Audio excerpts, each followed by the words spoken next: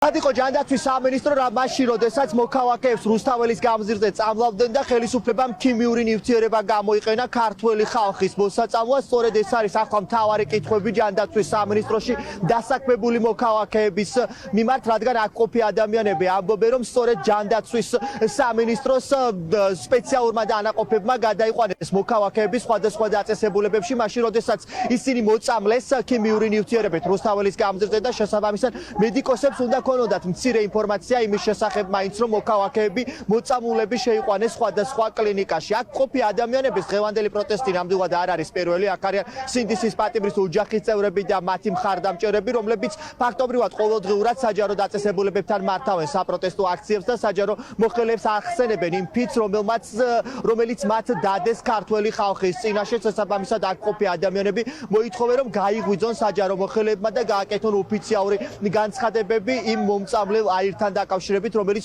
ხელისუფლებამ ქართველი ხალხის წინააღმდეგ გამოიყენა. ნუ თუ ეხლა აი ამდენ სართულში, აი ამ საჯარო მოხელეებში ერთ-ერთში მაინც არ გაიღვიძებს ის გძნობა, რომ ეს ხალხი მოწამლეს. იქ ხო შეიძლება მათი შვილებიც იდგნენ, მათი მეზობლებიც იდგნენ, მათი მეგობრის შვილებიც იდგნენ. ეს კოშმარია. მე როგორც ექიმი კიდევ ერთხელ მოუწოდებ სოფლიო თანამეგობრობას, რომ დაგვეხმარეთ, ჩვენ მოგწამლეს, ჩვენი შვილები მოწამლეს, პარალელურად ჩვენ ჩემ ოჯახს ეჭვით აქვს და ეს დარწმუნებულად უკვე შეგვიძლია ვივარაუდოთ, ჩემი შვილი საერთოდ ციხეში მოწამლეს. ეხლა ეს არის ძალიან სკანდალური ამბავი, ამაზე მსოფლიო თანამეგობრობამ პასუხი უნდა გასცეს.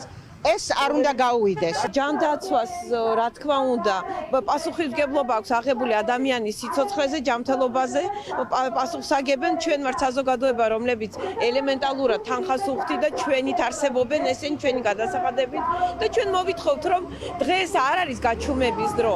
კი, მე მჯერა რომ ძალიან ბევრი ადამიანი ნამდვილად გულის სიღრმეში კიდევაც ფიქრობს რომ ხმა აქვს ამოსაღებ, მაგრამ ვერ ბედავს და დღეს უნდა გაბედონ. ჩვენ ვაგრძელებთ საჯარო დაწესებულებებთან, რეჟიმის პატიმრების ოჯახის წევრებთან ერთად აქციებს და მათთვის ხმის მიწვდენას იმ რეალობასთან დაკავშირებით, რაც რეალურ საქართველოში არსებობს და არა ოცნების საქართველოში.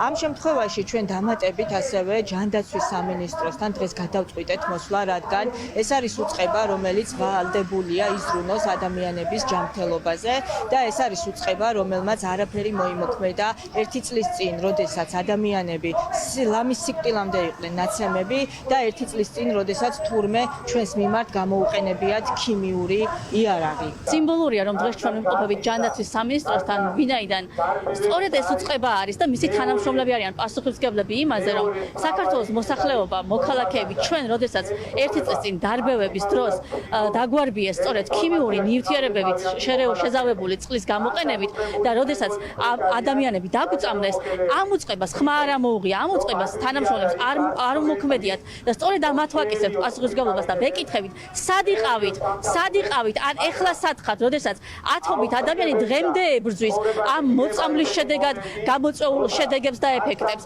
და ასობით ადამიანი მას შემდეგ, რაც ამ ჭავლში მოვყევით, დღემდე გვაქვს ჩივილები გარკვეული შემორჩენილი. თავისუფლება რეჟიმის ტყვეებს, ესეც რა თქმა უნდა დღეს არის მთავარი სათქმელი, რადგან აქ ყოფი ადამიანები ერთხმად თანხმდებიან, რომ ყველა ის სინდისის პატიმარი, რომელიც ამ დრომდე ზის პენიტენციურ დაწესებულებაში არის უკანონო პატიმარი, რადგან მათ წინააღმდეგ არ არსებობს არანაირი სახის პირდაპირ მტკიცებულება.